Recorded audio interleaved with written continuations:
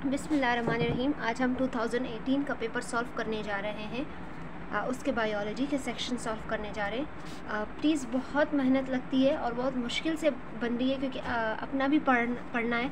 तो please subscribe कीजिए और जितने भी बच्चे MD-CAT कर रहे हैं उनके साथ शेयर कीजिए, ताकि जितना मैंने बहुत कम सॉल्व किया है, लेकिन जितना मैंने सॉल्व किया है ताकि वो उसको देख सके और समझ सके। और दूसरी बात, जो मैं MD-CAT के लिए जो मैंने प्लेलिस्ट जो मेरी है, आप मेरे वीडियो पे बहुत सारी वीडियोज़ हैं, तो आप प्लेलिस्ट पे ऑप्शन पे जाकर ना, वहाँ पे हर चीज़ की प्लेलिस्ट है, MD-CAT के ट्रिक्स की, MD-CAT के नोट्स की, ठीक है। तो आप वो प्लेलिस्ट ज़रूर देखिए, क्योंकि जो मैं नोट्स आजकल दे रही हूँ वो भी बहुत इजी है। यानी अगर आपसे बुक्स नहीं पढ़े जा रहे, तो अगर आप वो एक नोट्स देख ले एक तरफ, तो वो आपके लिए बहुत इजी हो जाएंगे।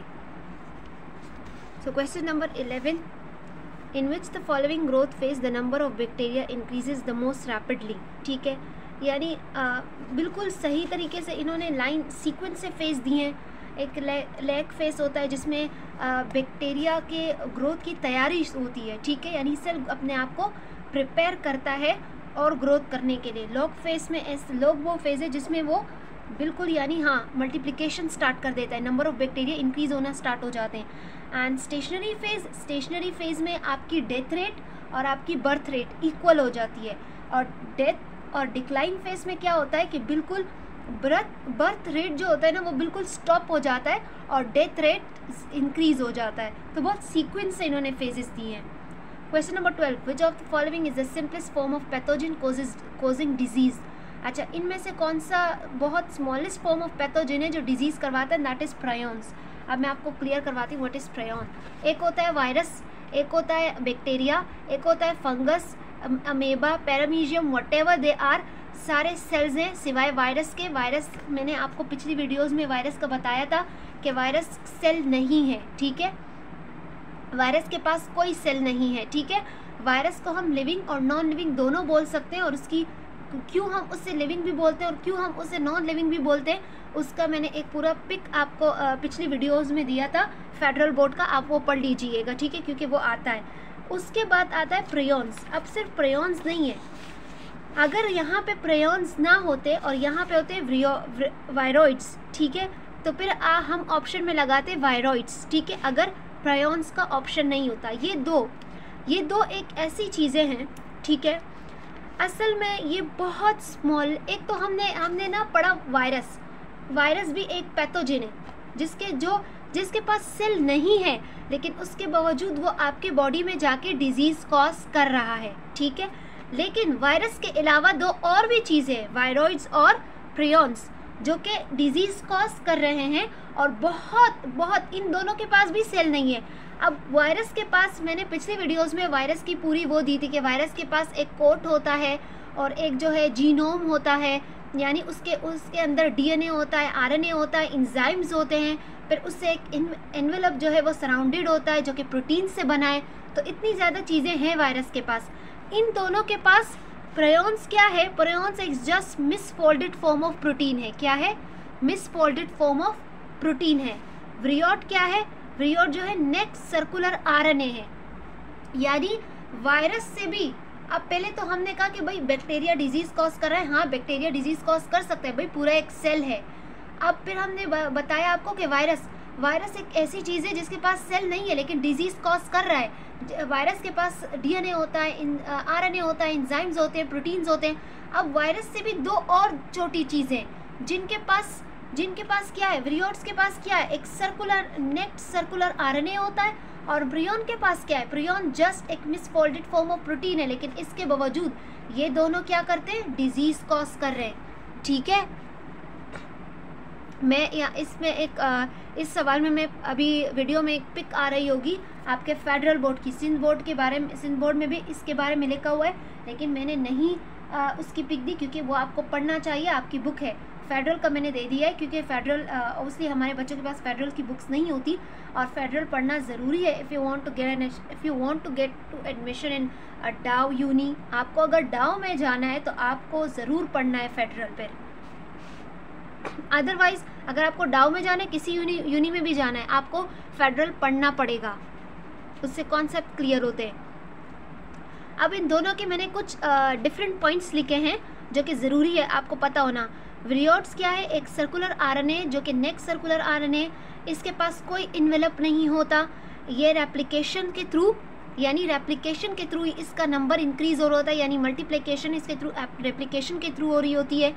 और वो रेप्लिकेशन जो है वो किस एंजाइम के थ्रू हो रही होती है? आरएनए पॉलीमरेज 2, ठीक है। And only human disease hepatitis D, ये सिर्फ ह्यूमन डिजीज़ करता है विरियोड्स, यानी हेपेटाइटिस डी, और प्लांट्स भी इन्फेक्ट करता है, ठीक है। और कौन सी ह्यूमन डिजीज़ कौन सी कॉज करता है? यानी हेपेटाइटिस डी जो है वो विरियोड से होता है, और जो विरियोड है वो इंसानों में सिर्फ एक ही डिजीज़ करवा रहा है, दैट इज़ हेपेटाइटिस डी, ठीक है। और ये प्लांट्स को इन्फेक्ट करता है। अब आते हैं प्रियॉन पर। प्रियॉन एक मिसफोल्डेड फॉर्म ऑफ प्रोटीन है, ठीक है, and it is infectious protein. Another, एक ही बात हो गई। ये क्या करता है? ये ह्यूमन में क्रू डिजीज़ करवाता है, और शीप में स्कैर्पी डिजीज़ और मेट काउ डिजीज़, ये 2 डिजीज़ कॉज करवाता है। मैंने इस पेज पर मैंने वो सारी डिजीज़ लिखी है जो आपके बुक्स में लिखी हुई हैं, ठीक है। इतनी डिजीज़ लिखी हुई है आपके बुक्स में, ये पॉइंट्स आपको पता होने चाहिए। अब आते हैं क्वेश्चन नंबर 13 पर। The category of organism which are able to make their own food is called autotrophs. Very easy. The branch of science dealing with fossil records is called palaeontology, obviously, जो यानी fossil records वो होते हैं। For example fossil records वो हो गए ना कि फॉर एग्जाम्पल आपके ड्रैगन की आप एग्जाम्पल ले लो कि they were existing in the world but now they were not, they just, हमने इसके जो हड्डियाँ थी वो निकाल दी हैं, ठीक है, फॉसिल्स यानी जो कि मर चुका है, और आप उसके सिर्फ आपको हड्डियाँ मिल सकती हैं। Question number 15, which of the following is the manipulation of genetic material for practical purposes. यानी हम मैनिपुलेशन ऑफ जेनेटिक मटीरियल, इसे हम क्या बोलते हैं, ठीक है। So that is genetic engineering. भाई जेनेटिक मैनिपुलेशन क्या है? आप एक जीन्स निकाल रहे हो एक ह्यूमन से, यानी फॉर एग्जांपल इंसुलिन। कुछ लोगों को डिजीज़ का, मैंने पिछले वीडियोस में मैंने डिजीज़ की बहुत अच्छे समझाया था कि व्हाट इज़ डिजीज़, असल में डिजीज़ है क्या। डिजीज़ का मैंने डायबिटीज़ की बात कर रही हूँ कि डायबिटीज़ का मैंने बहुत अच्छे तरीके से बता दिया। अब फॉर एग्जांपल एक इंसान को डायबिटीज़ है और वो इंसुलिन डिपेंडेंट डायबिटीज़ है। अब उसको इंसुलिन की इंजेक्शन लगती है और इंसुलिन ह्यूमन बॉडी प्रोड्यूस करवाता है, खुद प्रोड्यूस करता है। माशाल्लाह ह्यूमन बॉडी में ये कैपेबिलिटी है कि वो इंसुलिन प्रोड्यूस करवाता है। तो आप खुद देखें कि अगर वो इंसुलिन प्रोड्यूस कर रहा है आपका ह्यूमन बॉडी और किसी दूसरे बंदे को इंसुलिन की ज़रूरत है, तो आप हर वक्त ह्यूमन से तो नहीं निकाल सकते, डेंजरस भी है। तो इन्होंने जेनेटिक इंजीनियरिंग निकाली। इन्होंने क्या किया कि एनिमल्स की जेनेटिक इंजीनियरिंग, यानी एनिमल्स का डीएनए में मैनिपुलेशन करवाकर डीएनए को दोबारा इस तरह इसकी जेनेटिक इंजीनियरिंग की, उसकी इस तरह मशीनरी की कि अब वो भी इंसुलिन बनाते हैं, ठीक है। लेकिन उनको तो इंसुलिन की ज़रूरत है नहीं। वो हमने क्यों ऐसा किया कि उनके डीएनए के मैनिपुलेशन की ताकि वो जीन इंसुलिन प्रोड्यूस करवाए उनकी बॉडी। और जब वो इंसुलिन प्रोड्यूस करवाते हैं तो अब क्या होता है, हम इंसुलिन उसी ह्यूमन से एनिमल से निकलवाते और ह्यूमंस को लगाते। और जेनेटिक मॉडिफिकेशन और मैनिपुलेशन एक ही चीज़ है, ठीक है। आप जेनेटिक इंजीनियरिंग बोलो, आप इसे जेनेटिक मॉडिफिकेशन कहो या जेनेटिक मैनिपुलेशन कहो, एक ही चीज़ है। Question number 16, which part of the cell does glycolysis occur in. अच्छा, कौन से पार्ट में ग्लाइकोलाइसिस के कौन से पार्ट में सेल के कौन से पार्ट में ग्लाइकोलाइसिस होता है? तो साइटोप्लाज्म। अब साइटोप्लाज्म मैं यहाँ पे फेडरल बुक की एक मैं पिक दे रही होंगी, आप वो देख लीजिए। आपके फेडरल बोर्ड में साइटोप्लाज्म को 2 हिस्सों में डिवाइड किया, एक साइटोसोल में, एक साइटोजेल में। साइटोसोल जो होता है वो आपका वो एरिया होता है, यानी आपके पेरिफेरल एरियाज, यानी सेल मेम्ब्रेन के पास जो साइटोप्लाज्म होता है उसे हम साइटोसोल बोलते हैं, ठीक है। और जो साइटोजेल होता है वो आपके न्यूक्लियस के अराउंड होता है, ठीक है। और उसमें और भी लिखा हुआ था कि इनमें से एक लेस विस्कस होता है, एक मोर विस्कस होता है, ठीक है। तो ये स्पेशली ग्लाइकोलाइसिस साइटोप्लाज्म में होता है, और साइटोप्लाज्म के कौन से पार्ट में होता है? साइटोसोल में।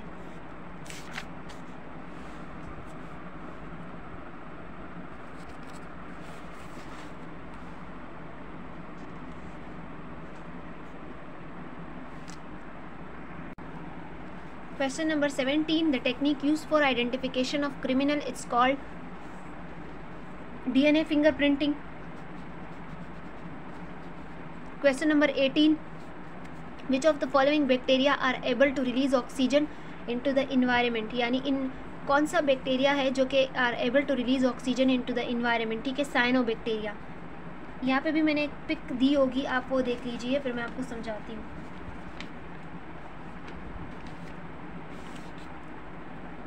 बैक्टीरियाज की टाइप्स है, ठीक है। तो साइनोबैक्टीरिया जो है इसे साइनोफाइटा भी बोलते हैं। ये ब्लू ग्रीन एल्जाई, अब ये एल्जाई नहीं है, अच्छा ये जस्ट एक कॉमन इनको नाम एल्जाई की तरह था, ये ब्लू ग्रीन था इसका कलर और एल्जाई की तरह लग रहा था तो इसे एल्जाई बोल दिया। असल में ये बैक्टीरिया है और ये फोटोसिंथेटिक बैक्टीरिया है, ठीक है।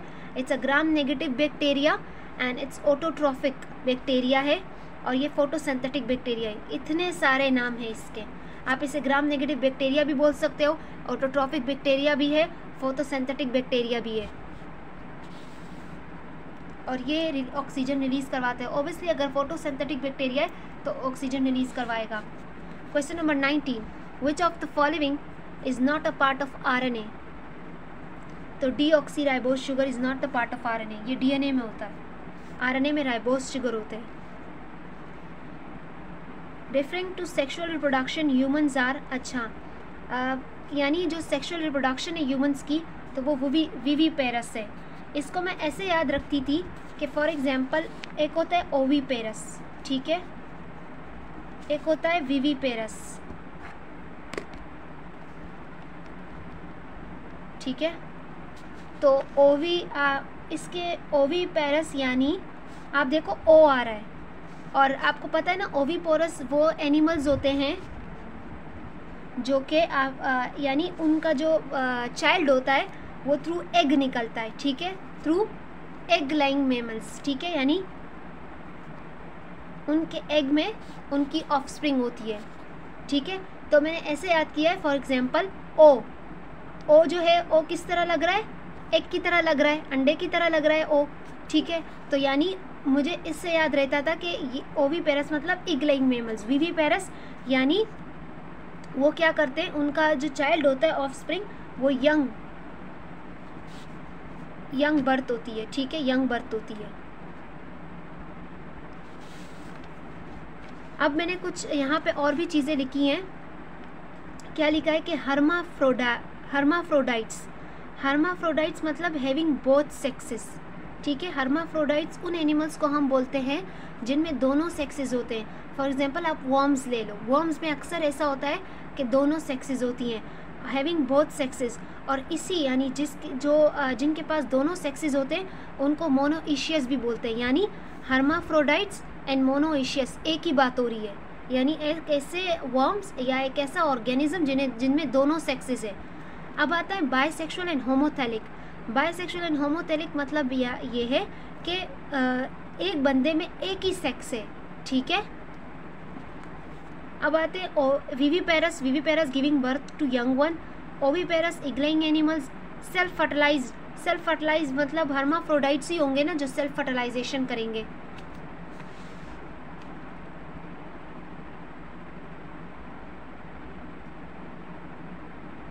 सॉरी मैं गलत हो गई, दोबारा से। हर्माफ्रोडाइट्स वो एनिमल्स हैं जो कि जिनमें दोनों सेक्सेस मौजूद है, क्लियर। हर्माफ्रोडाइट्स वो ऑर्गेनिज्म है जिनमें दोनों सेक्सेस है, यानी मेल और फीमेल दोनों का सेक्स मौजूद है। इसी को हम मोनोइशियस भी बोलते हैं, इसी को हम बायसेक्सुअल भी बोलते हैं और इसी को हम होमोथैलिक भी बोलते हैं। यानी इतने सारे नाम, bisexual, monoecious, homothallic and hermaphrodite, कौन से ऑर्गेनिज्म को बोल रहे हैं जिनमें दोनों सेक्सेस मौजूद हो, ठीक है। ये बहुत कंफ्यूजिंग होता था जब मैं याद करती थी, इसलिए अभी भी मैं थोड़ा कंफ्यूज हो गई, लेकिन ये इसी हर्माफ्रोडाइट यानी उस ऑर्गेनिज्म को जिस ऑर्गेनिज्म में दोनों सेक्सेस मौजूद है उसे हम हर्माफ्रोडाइट्स भी बोल सकते हैं, उस ऑर्गेनिज्म को हम मोनोइशियस भी बोल सकते हैं, उस ऑर्गेनिज्म को हम बायसेक्सुअल भी बोल सकते हैं और होमोथैलिक भी बोल सकते हैं, ठीक है। Question number 21. Which of the following is not the function of cell membrane? Protection of cytoplasm करवाता है भाई, regulating the passage of different molecules करवाता है भाई, passage of different molecules cell membrane से मॉलिक्यूल्स इन एंड आउट हो रहे होते हैं। प्रोटीन सिंथेसिस नहीं करवाता। प्रोटीन सिंथेसिस में अगर मैं आपको अभी असल में बताऊं तो प्रोटीन सिंथेसिस जो है वो राइबोसोम करवाता है, ठीक है, राइबोसोम। अब आप खुद देखो, हमें पढ़ाया जाता है ना स्कूल्स में कि इंडोप्लाज्मिक रेटिकुलम, वो भी प्रोटीन सिंथेसिस करवाता है, लेकिन ये कॉन्सेप्ट गलत है। ये कॉन्सेप्ट इसलिए गलत है, मैं आपसे पूछती हूँ, ज़रा आप मुझे खुद कमेंट सेक्शन में बताइएगा कि क्या smooth endoplasmic reticulum protein synthesis करवाता है? वो भी तो एक इंडोप्लाज्मिक रेटिकुलम है। अगर स्मूथ है तो क्या हुआ, इंडोप्लाज्मिक रेटिकुलम तो है, क्यों सिर्फ rough endoplasmic reticulum protein synthesis करवाता है जबकि स्मूथ इंडोप्लाज्मिक रेटिकुलम सिंथेसिस नहीं करवाता प्रोटीन सिंथेसिस? क्यों? क्योंकि रफ इंडोप्लाज्मिक रेटिकुलम के पास राइबोसोम्स होते हैं। असल में राइबोसोम्स आपकी प्रोटीन सिंथेसिस करवा रहे होते हैं, इसलिए हम बोलते हैं कि रफ इंडोप्लाज्मिक रेटिकुलम भी प्रोटीन सिंथेसिस करवा रहा होता है, जबकि इंडोप्लाज्मिक रेटिकुलम का काम प्रोटीन सिंथेसिस का नहीं होता। वो रफ इंडोप्लाज्मिक रेटिकुलम इसलिए प्रोटीन सिंथेसिस करवा रहा होता है क्योंकि उसके पास राइबोसोम्स अटैच होते हैं, ठीक है। इंडोप्लाज्मिक रेटिकुलम का आपको जब आप आगे MBBS में आएंगे तो जब हमारा DNA यानी वो ट्रांसलेशन जब हो जाती है तो DNA सीक्वेंस जब बन जाता है और जब इस इंडोप्लाज्मिक रेटिकुलम के पास आ जाता है ये प्रोटीन जब बन गया तो इंडोप्लाज्मिक रेटिकुलम क्या करवाता है, इसके पास एक्स्ट्रा जो न्यूक्लियस, फॉर एग्जांपल ये प्रोटीन है, अमाइनो एसिड्स का सीक्वेंस बना हुआ है, तो इंडोप्लाज्मिक रेटिकुलम क्या करता है, इससे जो एक्स्ट्रा अमाइनो एसिड के सीक्वेंस होते हैं ना वो काट देता है। फॉर एग्जांपल ये एक्स्ट्रा है, हमें सिर्फ यही प्रोटीन चाहिए थी, तो असल में इंडोप्लाज्मिक रेटिकुलम का ये काम होता है। और स्मूथ इंडोप्लाज्मिक रेटिकुलम को मैंने पिछले वीडियोज़ में बहुत सारे फंक्शन बता दिए थे। सेलुलर कम्युनिकेशन करवाता है, सेलुलर ट्रांसपोर्टेशन भी करवाता है। Genetic information in the DNA is encoded as sequence of nitrogenous bases, और अगर न्यूक्लियोटाइड्स बोले तब भी ये सही है। Question number 23, the chromosomes with equal arms are called, ये बहुत ईजी है, मेटासेंट्रिक, ठीक है। The disease arise due to age is, हमें ऐसी डिजीज़ को बताना है जो एज की वजह से आती है, एंड दैट इज़ अल्जाइमर यानी भूलने की बीमारी जो कि एज के साथ आती है। हेपेटाइटिस जो है वायरस से होता है, ठीक है। कॉलेरा जो है वो बैक्टीरिया से होता है, विब्रियो कॉलेरा। मलेरिया जो है वो एक पैरासाइट से होता है, प्लाज्मोडियम। बेरी जो है वो विटामिन के कमी की वजह से होता है। Question number 25, which of the following endoparasite of human replicate within the human cell. अच्छा, कौन सा एंडोपैरासाइट का जो है वो रेप्लिकेट करता है within the human cell, that is bacteria. The disease cause by protozoal infection, यानी कौन सा डिजीज़ है जो प्रोटोजोअल इन्फेक्शन की वजह से होता है। रिकेट्स जो है वो आपके विटामिन डी की कमी, ठीक है, विटामिन डी की कमी की वजह से होता है। गोइटर जो है, गोइटर असल में थायराइड ग्लैंड के इन्लार्जमेंट को हम बोलते हैं। मलेरिया जो है वो आपके पैरासाइट से होता है, और वो पैरासाइट जो है आपका प्रोटोजोअल है, यानी फाइलम प्रोटोक्टिस्टा, यानी फाइलम प्रोटोजोआ से उसका ताल्लुक है, इसलिए इसे प्रोटोजोअल इन्फेक्शन बोल रहे हैं मलेरिया का। मलेरिया किससे होता है, प्लाज्मोडियम से, और प्लाज्मोडियम एक प्रोटोजोआ है, यानी फाइलम प्रोटोक्टिस्टा का पैरासाइट है। Which of, question number 27, which of the following are divided by fusion, bacteria. In recombinant DNA technology, the copies of recombinant DNA are increased by restriction enzyme, ठीक है। और restriction enzyme आपको पता है ना, restriction enzyme के through increase होते हैं आपके रिकॉम्बिनेंट DNA कॉपीज़, और ये रिस्ट्रिक्शन एंजाइम जो प्रोसेस कैरी करवाता है उसे हम PCR पॉलीमरेज रिएक्शन बोलते हैं, पॉलीमरेज चेन रिएक्शन। ध्यान से मैं आपको दोबारा बोलती हूँ कि फॉर एग्जांपल मैंने आपको जेनेटिक इंजीनियरिंग बताई ना, तो जेनेटिक इंजीनियरिंग कैसे होती है। जेनेटिक इंजीनियरिंग में हम क्या करते हैं, हम DNA का ऐसा सीक्वेंस डालते हैं उसमें कि फॉर एग्जांपल हमें जो चीज़, फॉर एग्जांपल मैंने आपको इंसुलिन की एग्जांपल दी थी कि हमें इंसुलिन चाहिए, हम इंसुलिन, आप ऐसे देखो भाई, ऐसे आपको थोड़ी ना समझ आएगा। फॉर एग्जांपल ये एक एनिमल है, इस एनिमल का DNA मैंने निकाला, और इस DNA में मैंने क्या किया, इस DNA में मैंने जीन्स की ऐसे, अब जीन्स का तो पता है ना कि जीन्स, हम सब कुछ हमारे जीन्स ही कर रहे हैं, तो मैंने इस DNA में एक ऐसा जीन्स का सीक्वेंस डाला, जीन्स का ऐसा सीक्वेंस डाला कि अब वो एनिमल क्या कर देगा, अब वो एनिमल क्या बनाना शुरू कर देगा, इंसुलिन बनाना शुरू कर देगा।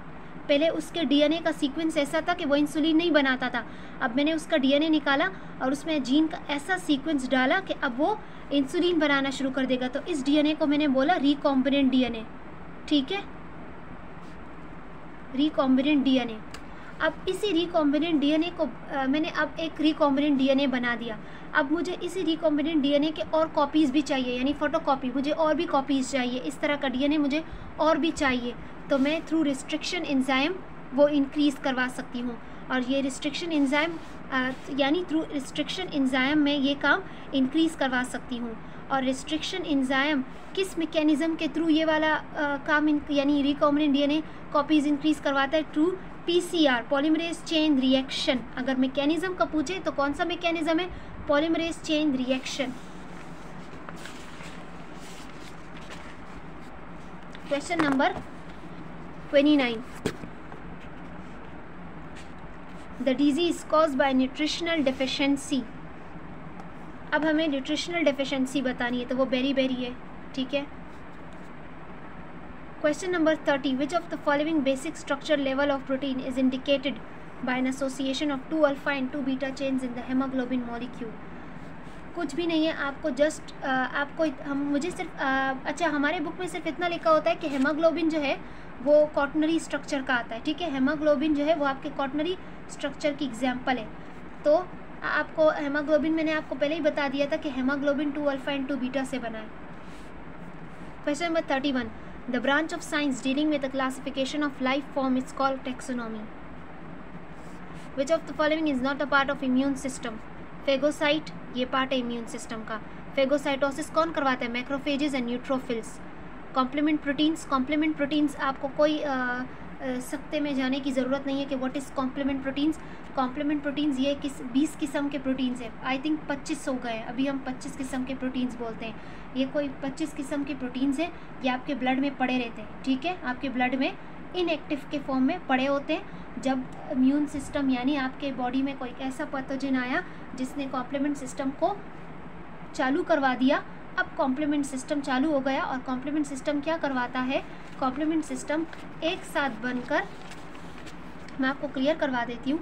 आपका पैथोजन आया, ये बैक्टीरिया है, बैक्टीरिया आया आपके बॉडी में, ठीक है।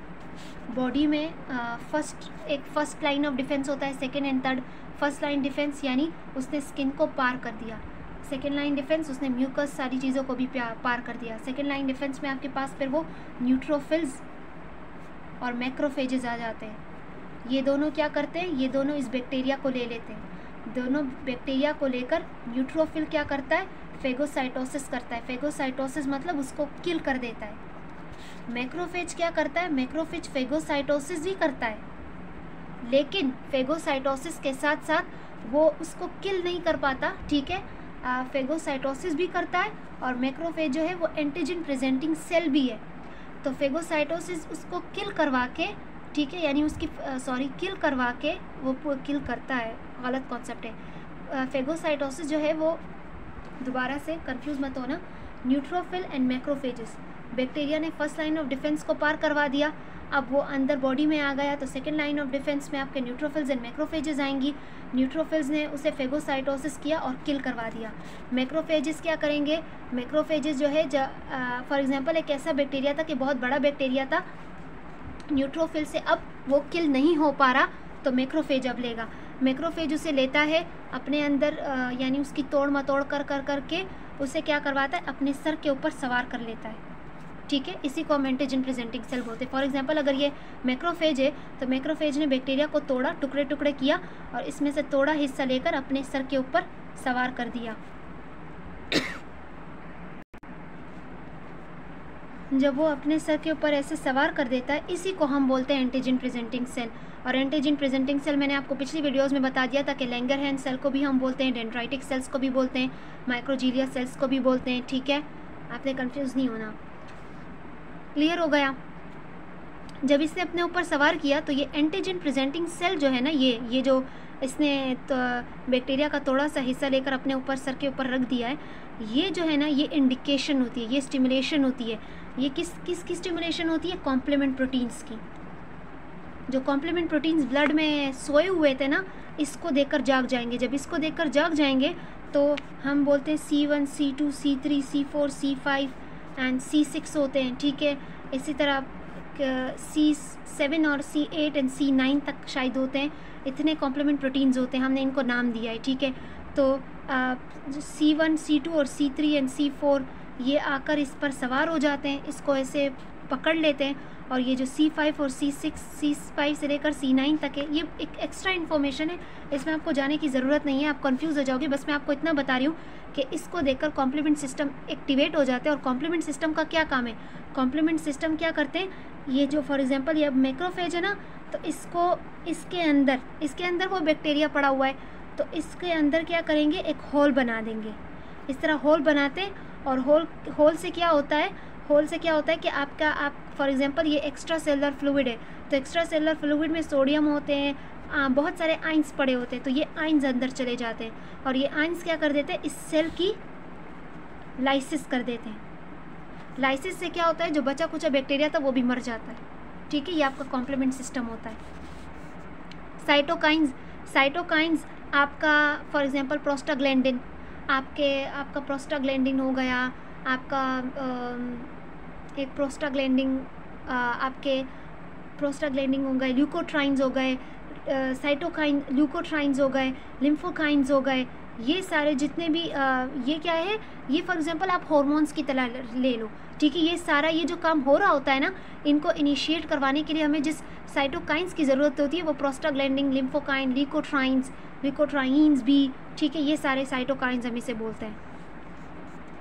And arthrosclerosis is not a part of immune system. Obviously, it's a disease. It's a plaque. Arthrosclerosis असल में क्या है कि arthrosclerosis क्या होता है कि जितने आपके बॉडी में फैट है ना, फैट यानी कोलेस्ट्रॉल, वो सारा क्या होता है, वो सारा ऐसे जमना स्टार्ट हो जाता है आपके ब्लड वेसल्स में, उसे हम आर्थ्रोस्क्लेरोसिस बोलते हैं। Question number 33, the system responsible for fighting the pathogen is immune system. Obviously, which one of the following organelle is required for aerobic respiration? Mitochondria. Question number 35. Please mark the one kingdom having the most conspicuous living organism. Conspicuous यानी नुमाया मतलब clearly visible, तो वो हमारे Animalia के हो गए ना, एनिमालिया में ह्यूमंस आते हैं, और सारे भी जितने। Which of the following phyla kingdom Animalia does human belongs to? Chordata. Carbon dioxide join the photosynthetic, यानी ह्यूमन कौन से फाइलम से बिलोंग करते हैं? कॉर्डेटा से। Carbon dioxide join the photosynthetic pathway at dark reaction, ठीक है। The enzymes found in the saliva responsible for the digestion of carbohydrate is amylase, मैं पहले भी समझा चुकी हूँ। The process by which one molecule of glucose splits up into the molecules of pyruvate, it's called glycolysis.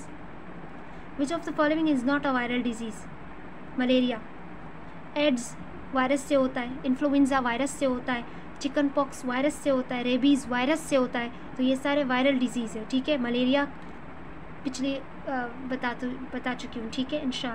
इंशाल्लाह और भी करेंगे, इंशाल्लाह मैं वो वीडियो भी ज़रूर बनाऊँगी कि जिसमें आपको गाइड कर सकूँ कि what to read and not to read, ठीक है। सो इंशाल्लाह, अल्लाह हाफ़िज़।